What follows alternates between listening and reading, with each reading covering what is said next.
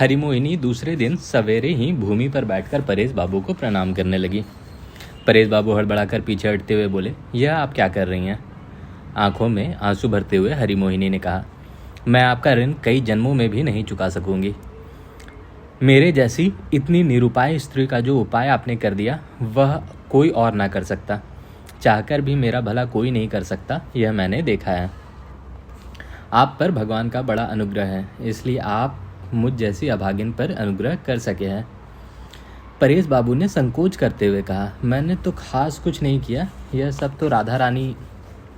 हरिमोहिनी ने बात काट कर कहा, वह तो मैं जानती हूँ, लेकिन राधा रानी ही तो है आपकी। वह जो करती है वह आप ही का किया हुआ तो है। उसकी माँ जब मरी, जब बाप भी नहीं रहे, तब मैंने सोचा था लड़की बड़ी अभागिनी है, लेकिन उसके भाग्य के दुख को भगवान ऐसे धन्य कर देंगे यह मैं कैसे जानती।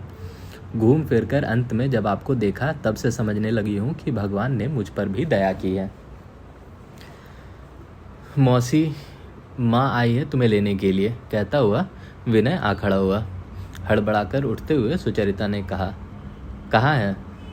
विनय ने कहा, नीचे आपकी माँ के पास बैठी है। जल्दी से सुचरिता नीचे चली आई। हरिमोहिनी से परेश बाबू ने कहा, मैं जरा आपके घर में सब सामान ठीक ठाक कराऊं। परेश बाबू के चले जाने पर चकित विनय ने कहा, मौसी, आपके घर की बात तो मैं नहीं जानता था।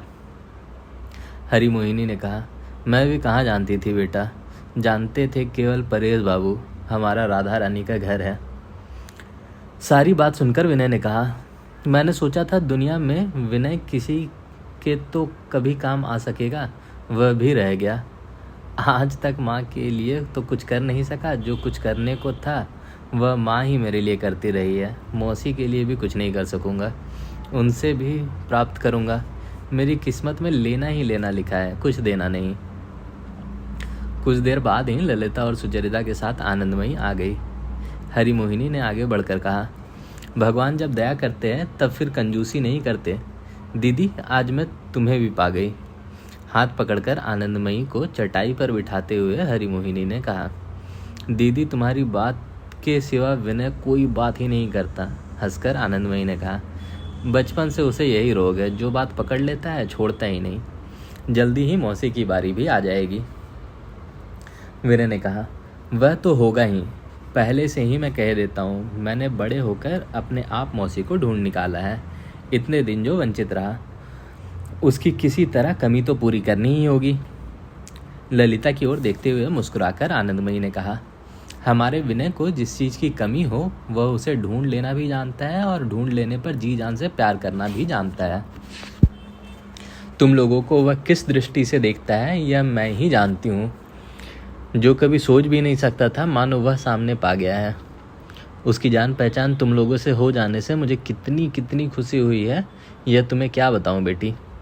तुम लोगों के यहाँ विनय का मन ऐसा बस जाने से उसका बड़ा भला हुआ है। वह बात वह अच्छी तरह समझता है और स्वीकार करने से भी नहीं हिचकता। जवाब में कुछ कहने की कोशिश करके भी ललिता कोई बात नहीं कह सकी। उसका चेहरा लाल हो गया।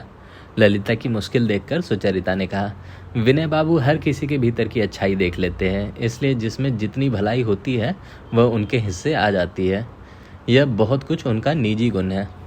विनय ने कहा, माँ, विनय को बातचीत करने के लिए तुम जितना बड़ा विषय समझती हो, दुनिया की दृष्टि में उसका महत्व नहीं है। यह बात तुम्हें समझाने की मैं कई बार सोचता हूँ, लेकिन अहंकारवश ही कभी अभी तक नहीं कर पाया। लेकिन अब विनय की बात छोड़कर और कुछ बात की जाए। ठीक इसी समय सतीश अपने कुत्ते के पिल्ले को छाती से चिपटाए उछलता कूदता आ पहुंचा। हरिमोहिनी ने घबराकर कहा, बेटा सतीश, तू बड़ा राजा बेटा है, इस कुत्ते को बाहर ले जा। सतीश बोला, वह कुछ नहीं करेगा मौसी, तुम्हारे कमरे में नहीं जाएगा। तुम उसे जरा प्यार कर लो, वह कुछ नहीं कहेगा। हरिमोहिनी ने और भी दूर हटते हुए कहा, नहीं बेटा नहीं, उसे ले जाओ। तब कुत्ते समेत सतीश को आनंदमयी ने अपनी ओर खींच लिया। कुत्ते को गोद में लेते हुए आनंदमयी ने पूछा, तुम सतीश हो ना, हमारे विनय के दोस्त? अपने को विनय का दोस्त कहकर परिचय देना सतीश को जरा भी असंगत ना लगता था, इसलिए उसने बिना झिझक कहा, हाँ, और आनंदमयी के चेहरे की ओर देखता रहा। आनंदमयी ने कहा, मैं विनय की माँ होती हूँ। पिल्ला आनंदमयी के हाथ का कड़ा चबाने के खेल में अपना मनोरंजन करने लगा। सुचरिता ने कहा, बख्तियार माँ को प्रणाम कर। सक पकाकर सतीश ने जैसे तैसे प्रणाम कर दिया। इतने में वरदा सुंदरी आ गई। उन्होंने हरि मोहिनी की ओर देखे बिना आनंदमयी से पूछा, आप क्या हमारे यहाँ कुछ खाएंगे? आनंदमयी ने कहा, हालांकि मैं खान पान और छूत छात के बारे में कुछ सोच विचार नहीं करती, लेकिन आज रहने दीजिए, गोरा लौट आए तब कभी खाऊंगी। गोरा की अनुपस्थिति में आनंदमयी ऐसा कोई काम नहीं करना चाहती थी जो गोरा को अच्छा न लगे। विनय की ओर देखकर वरदा सुंदरी ने कहा, अरे विनय बाबू भी तो यहाँ ही हैं, मैं भी कहूँ आप क्यों नहीं आए? विनय ने फौरन कहा, मैं जो आया हूँ तो आप समझती है कि आपको बताए बिना ही चला जाता। वरदा सुंदरी ने कहा, कल निमंत्रण के समय तो आप खिसक गए, आज चलिए बिना निमंत्रण के ही खा लीजिएगा। विनय ने कहा, मुझे तो वही ज़्यादा रुचेगा, तनख्वाह से बख्शीश का आकर्षण अधिक है। मन ही मन हरिमोहिनी को आश्चर्य हुआ। विनय उस घर में खाता पीता है, आनंदमयी भी खान पान का विचार नहीं करती, यह उन्हें अच्छा नहीं लगा। वरदा सुंदरी के चले जाने पर हरिमोहिनी ने सकुचाते हुए पूछा, दीदी तुम्हारे स्वामी क्या? आनंदमयी ने कहा, मेरे स्वामी कट्टर हिंदू है। हरिमोहिनी अवाक बनी रही। उनके मन का भाव समझकर आनंदमयी ने कहा, बहन, मेरे लिए जब तक समाज सबसे बड़ा था तब तक समाज को ही मानकर चलती थी, लेकिन एक दिन भगवान एकाएक मेरे घर में ऐसे रूप में प्रकट हुए कि समाज को उन्होंने मुझे और नहीं मानने दिया। जब उन्होंने स्वयं आकर मेरी जात छीन ली, तब मुझे और किसी का क्या भय। इस बात का अर्थ हरिमोहिनी नहीं समझ सकी। बोली, और तुम्हारे स्वामी? आनंदमयी ने कहा, मेरे स्वामी नाराज होते हैं। हरिमोहिनी, और लड़के? आनंदमयी, लड़के भी खुश नहीं हैं, लेकिन उन्हें खुश करके भी क्या होगा? बहन, मेरी यह बात किसी को समझ में नहीं आ सकती, जो सब जानते हैं वही समझते हैं। यह कहते कहते हाथ जोड़कर आनंदमयी ने प्रणाम किया। हरिमोहिनी ने सोचा, शायद कोई मिशनरी औरत आकर आनंदमयी को फुसलाकर किरिस्तान बना गई है। उसका मन एक गहरे संकोच से भर उठा। सुचरिता को यह बात सुनकर बड़ी तसल्ली हुई थी कि वह परेश बाबू के घर के पास ही और बराबर उनकी देखरेख में रह सकेंगी। किंतु जब उसके नए घर की सजावट का कार्य पूरा हो गया और वहां चले जाने का समय आ गया, तब सुचरिता के मन में रह रहकर एक टीस उठने लगी। बात केवल पास रहने या ना रहने की नहीं है। जीवन के साथ जीवन का जो सर्वांगीण योग था, उसमें इतने दिन बाद आज एक विच्छेद घटित होने जा रहा है। यह सोचकर सुचरिता को ऐसा लग रहा था जैसे उसके एक अंश की मृत्यु होने वाली है। सुचरिता का इस परिवार में जितना भी स्थान था, उसका जो कुछ भी काम था, नौकरों से भी उसका जितना संपर्क था, सभी सुचरिता के हृदय को व्याकुल करने लगे। सुचरिता का अपना निजी भी कुछ है और उसी के सहारे वह आज स्वाधीन होने जा रही है। इस खबर से वरदा सुंदरी बार बार यही भाव प्रकट करने लगी कि यह अच्छा ही हुआ। इतने दिनों से इतनी सावधानी से जो उत्तरदायित्व निभाती आ रही थी, उससे मुक्त होकर वह निश्चिंत ही हुई है। लेकिन सुचरिता के प्रति मन ही मन उनमें एक शिकायत का भाव भी उत्पन्न हुआ। आज सुचरिता उनसे अलग होकर अपने भाग्य के सहारे खड़ी हो सकती है, यह जैसे उसका एक अपराध है। उनके सिवा सुचरिता की ओर कोई गति नहीं है। यह सोचकर वरदा सुंदरी कई बार सुचरिता को अपने परिवार के लिए संकट मानकर स्वयं के ऊपर करुणा करती रही है। लेकिन सहसा यह सूचना पाकर कि उन्हें सुचरिता के भार से छुटकारा मिल गया है, उन्हें जरा भी अच्छा नहीं लगा। सुचरिता के लिए उनका आश्रय आवश्यक नहीं है, यह जानकर सुचरिता घमंड करने लग सकती है। उनकी अनुगत रहना अपने लिए अनावश्यक समझ सकती है। यह सोचकर उन्होंने पहले से ही उसे अपराधी ठहरा दिया। पहले जैसे वे घर के कामकाज के समय सुचरिता को बुलाती थी, उसे बिल्कुल भूलकर अस्वाभाविक ढंग से उसके प्रति सम्मान दिखाने लगी। सुचरिता विदा होने से पहले मन ही मन दुखित होकर वरदा सुंदरी के घर के कामकाज में कुछ ज़्यादा ही हाथ बटाने की कोशिश कर रही थी। तरह तरह के बहाने करके उनके आसपास घूमती रहती थी, किंतु वरदा सुंदरी कुछ ऐसा भाव दिखाकर कि कहीं सुचरिता का असम्मान न हो जाए, उसे दूर दूर ही रखती थी। इतने दिनों से सुचरिता जिन्हें माँ कहती हुई जिनके पास रहकर बड़ी हुई है, आज विदा के समय भी अपने मन को उन्होंने प्रतिकूल कर लिया। इसकी पीड़ा सुचरिता को सबसे अधिक कष्ट दे रही थी। हर समय लावण्य, ललिता और लीला सुचरिता के आसपास मंडराती रहती।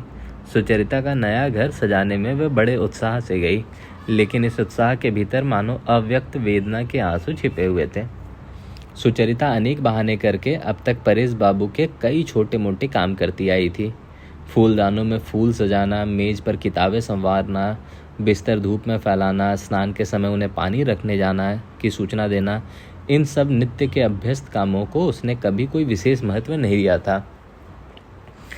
इन्हीं सब अनावश्यक कामों को छोड़कर चले जाने का समय आ जाने पर ये सब छोटी छोटी सेवाएं ही, जिन्हें किसी एक के बदले सहज ही कोई दूसरा कर सकता है और जिनके ना करने से भी किसी की कोई विशेष हानि नहीं होती, दोनों पक्षों के मन में कसकने वाली हो गई थी। सुचरिता परेश बाबू के कमरे में कोई मामूली सा काम करने भी आती तो वह काम परेश बाबू के लिए बड़ा हो जाता और उनकी छाती भर उठती। दूसरी ओर यह सोचकर कि यही काम अब से किसी दूसरे के हाथों संपन्न हुआ करेगा, सुचरिता की आंखें छलछला उठती। जिस दिन दोपहर के भोजन के बाद सुचरिता के अपने नए घर में चले जाने की बात तय थी, उस दिन सवेरे परेश बाबू अपने एकांत कमरे में उपासना करने गए तो उन्होंने देखा उनके सामने का स्थान फूलों से सजाकर सुचरिता कमरे के कोने में प्रतीक्षा करती हुई बैठी है। लावण्य, लीला वगैरह भी आज उपासना में आएंगी, ऐसी उन्होंने मंत्रणा की थी, लेकिन ललिता ने उन्हें रोक दिया था। ललिता जानती थी कि परेश बाबू की उपासना में अकेली योग देकर सुचरिता को उनका आशीर्वाद पाकर विशेष आनंद होगा। आज सुचरिता उस आशीर्वाद के लिए विशेष उत्सुक होगी। यह अनुभव करके ललिता ने उन्हें आज की उपासना के निर्जनता भंग करने से रोक दिया। उपासना पूरी हो गई। सुचरिता की आंखों से अश्रु झर रहे थे। परेश बाबू ने कहा, बेटी पीछे की ओर मत देखो, सामने के मार्ग पर बढ़ती जाओ, मन में कुछ संकोच मत करो। जो भी घटे, जो भी सामने उपस्थित हो, उसमें से अपनी सारी शक्ति से अच्छाई को ग्रहण करने का संकल्प करके आनंद पूर्वक चल पड़ो। संपूर्ण रूप से ईश्वर को आत्मसमर्पण करके एकमात्र उसी को अपना सहायक मानो, तब भूल चूक और क्षति के बीच भी लाभ का रास्ता पाती रह सकोगी। यदि अपने को आधा आधा बांटना चाहोगी, थोड़ा सा ईश्वर को और थोड़ा सा कहीं और तब सभी कुछ मुश्किल हो जाएगा। ईश्वर ऐसा ही करे कि हम लोगों के इस क्षुद्र सहारे का भी तुम्हारे लिए प्रयोजन ना करे। दोनों ने उपासना के बाद बाहर आकर देखा कि बैठने के कमरे में हारान बाबू प्रतीक्षा कर रहे हैं। किसी के प्रति आज वह कोई विरोध भाव मन में नहीं आने देगी, यह ठानकर सुचरिता ने हारान बाबू को नम्र भाव से नमस्कार किया। फौरन हारान बाबू कुर्सी पर सख्त होकर बैठ गया और अत्यंत गंभीर स्वर से बोले, सुचरिता, इतने दिनों तुम जिस सत्य के आश्रय में थी, आज उससे वंचित होने जा रही हो। हम लोगों के लिए आज शोक का दिन है। सुचरिता ने कोई जवाब नहीं दिया, लेकिन उसके मन में शांति की जो करुणा मिश्रित रागिनी बज रही थी, एक बेसुरा स्वर भी उसमें आ मिला। परेश बाबू ने कहा, कौन पा रहा है और कौन वंचित हो रहा है, यह तो अंतर्यामी ही जानते हैं। हम लोग बाहर से विचार करके व्यर्थ बेचैन होते हैं। हारान बाबू बोले, तो आप क्या यह कहना चाहते हैं कि आपके मन में कोई आशंका नहीं है, और यह भी कि ऐसी भी कोई बात नहीं हुई जिस पर आपको अनुताप हो? परेश बाबू ने कहा, पानू बाबू, मैं काल्पनिक आशंका को मन में स्थान नहीं देता, और अनुताप करने की कोई बात हुई है या नहीं, यह तो तभी जानूंगा जब अनुताप होगा।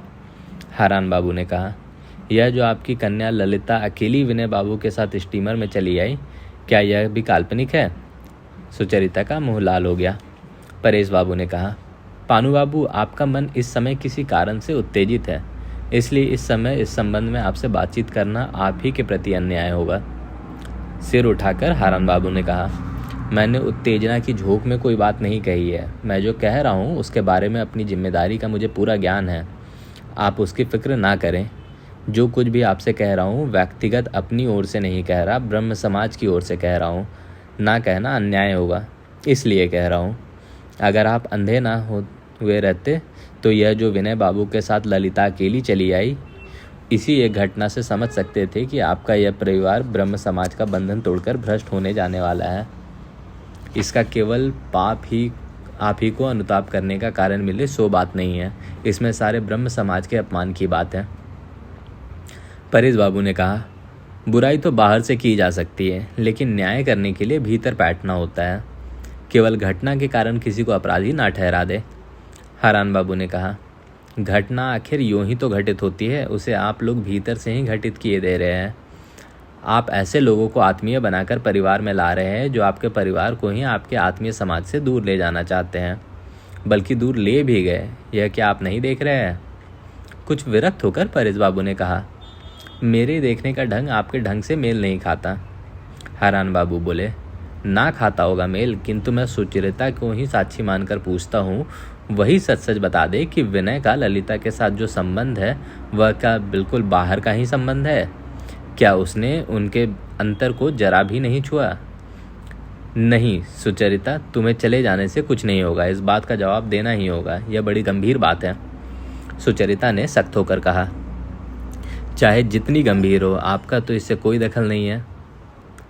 हारान बाबू ने कहा, यदि दखल ना होता तो ना, केवल मैं चुप ही रहता, बल्कि इस बारे में सोचता भी नहीं। तुम लोगों को समाज की परवाह नहीं हो सकती, लेकिन जब तक समाज में हो तब तक समाज तुम लोगों के मामले में विचार करने को मजबूर है। आंधी की तरह ललिता ने प्रवेश करते हुए कहा, अगर समाज ने आप ही को विचारक के पद पर नियुक्त किया है, तब तो इस समाज में निर्वासित होना ही हम लोगों के लिए बेहतर है। कुर्सी पर से उठकर खड़े होते हुए हारान बाबू ने कहा, ललिता तुम आ गई, यह अच्छा ही हुआ। तुम्हारे बारे में जो अभियोग है उस पर तुम्हारे सामने ही विचार होना चाहिए। सुचरिता का चेहरा और आंखें गुस्से से जल उठी। उसने कहा, हारान बाबू, अपनी कचहरी अपने घर कीजिएगा, किसी गृहस्थ घर में घुसकर उसका अपमान करे, हम लोग आपका यह अधिकार किसी तरह नहीं मानेंगे। चल ललिता, चल यहाँ से। ललिता नहीं हिली, बोली, नहीं दीदी, मैं भागूंगी नहीं। पानू बाबू को जो कुछ कहना है सब सुनकर ही मैं जाना चाहती हूँ। कहिए, आपको क्या कहना है, कह डालिए। हारान बाबू सन्नाटे में आ गए। परेश बाबू ने कहा, बेटी ललिता, आज हमारे घर से सुचरिता जा रही है। मैं आज किसी तरह की अशांति होने देना नहीं चाहता। हारान बाबू, हम लोगों का अपराध चाहे जितना गंभीर हो, आज भर के लिए आपको हमें माफ़ कर देना होगा। हरान बाबू चुपचाप गंभीर होकर बैठे रहे। सुचरिता जितना ही उनसे विमुख होती थी, सुचरिता को बांध कर रखने का उनका हट उतना ही बढ़ता जाता था। उनका अटल विश्वास था कि अपने असाधारण नैतिक बल के कारण उनकी जीत अवश्य होगी। अब भी उन्होंने पतवार छोड़ दी हो ऐसा नहीं था। हरान बाबू का मन इस आशंका से और अधिक क्षुब्ध था कि मौसी के साथ सुचरिता के दूसरे मकान में चले जाने पर वहाँ उनकी शक्ति में कुछ कमी आ जाएगी। इसलिए आज वे अपने सब ब्रह्मास्त्रों को सान पर चढ़ाकर लाए थे। किसी तरह आज सवेरे ही बड़ी कड़ाई से कुछ निपटारा कर लेने की उन्होंने ठान ली थी। आज उन्होंने सब संकोच छोड़ दिया था, लेकिन दूसरा पक्ष भी इसी तरह संकोच को दूर कर देगा। ललिता और सुचरिता भी सहसा म्यान में से तलवार निकालकर खड़ी हो जाएंगी, इसकी उन्होंने कल्पना नहीं की थी। उन्होंने यह सोच रखा था कि जब वे अपने प्रबल नैतिक अग्निबाण छोड़ेंगे तब दूसरे पक्ष का सिर फौरन झुक जाएगा। ठीक वैसा नहीं हुआ और अवसर भी निकल गया। लेकिन हारान बाबू हार मानने वाले नहीं थे। मन ही मन उन्होंने कहा, सत्य की जय होगी ही, अर्थात हारान बाबू की जय होगी ही, लेकिन जय यूं ही तो नहीं हो जाती, लड़ना तो होगा ही। सो हारान बाबू कमर कसकर मैदान में उतर आए थे। सुचरिता ने कहा, मौसी, आज मैं आपके साथ बैठकर खाऊंगी, तुम कुछ बुरा मत मानना। हरी मोहिनी चुप ही रही। मन ही मन उन्होंने तय कर लिया था कि सुचरिता संपूर्ण रूप से उनकी हो गई है, विशेष रूप से जब वह अपनी संपत्ति के बल पर स्वाधीन होकर अलग घर चलाने लगेगी। अब हरी मोहिनी को और कोई संकोच नहीं करना होगा। 16 आने अपने मतानुसार वे चल सकेंगी। इसलिए जब सुचरिता ने सुचिता खोकर फिर सबके साथ बैठकर खाने का प्रस्ताव किया तब उन्हें अच्छा नहीं लगा, पर वे चुप ही रही। उनके मन का भाव समझकर सुचरिता ने कहा, तुम निश्चय जानो मौसी, ठाकुर इससे प्रसन्न होंगे। मेरे अंतर्यामी ठाकुर ने ही आज मुझे सबके साथ बैठकर खाने को कहा है। उनकी बात ना मानने से वे नाराज होंगे और उनके क्रोध से तो मैं तुम्हारे क्रोध से अधिक डरती हूँ। जब तक वरदा सुंदरी के हाथों हरी मोहिनी अपमानित होती रहती थी, तब तक उनके अपमान में हिस्सा बटाने के लिए सुचरिता ने उनका आचार अपना रखा था। किंतु अब उस अपमान से छुटकारा मिल जाने पर सुचरिता को आचार के संबंध में स्वाधीन होने में दुविधा नहीं रही। यह बात हरी मोहिनी नहीं समझ सकी। सुचरिता को हरी मोहिनी पूरी तरह नहीं समझ सकी थी और समझना भी उनके लिए कठिन था। सुचरिता को हरी मोहिनी ने साफ मना तो नहीं किया, लेकिन मन ही मन नाराज हुई। सोचने लगी, मैयारी कैसी उसकी प्रवृत्ति उधर हो सकती है, मैं तो सोच ही नहीं सकती। ब्राह्मण के घर में जन्म लेकर उन्होंने थोड़ी देर चुप रहने के बाद कहा, एक बात कहूँ बेटी, तुम जो करो सो तो करो, लेकिन उस नौकर के हाथ का पानी मत पीना। सुचरिता ने कहा, क्यों मौसी, वही नौकर रामदीन तो गाय धोकर तुम्हारे लिए दूध दे जाता है। आंखें बड़ी बड़ी करके हरी मोहिनी ने कहा, तू हद करती है, दूध और पानी क्या समान है। हंसकर सुचरिता ने कहा, अच्छा मौसी, मैं रामदीन का छुआ पानी आज नहीं पीऊँगी, लेकिन अगर तुमने सतीश को रोका तो वह इससे ठीक उल्टा ही करेगा। हरी मोहिनी ने कहा, सतीश की बात अलग है। हरी मोहिनी मानती थी कि नियम संयम की चूक पुरुषों के मामले में माफ़ करनी ही पड़ती है।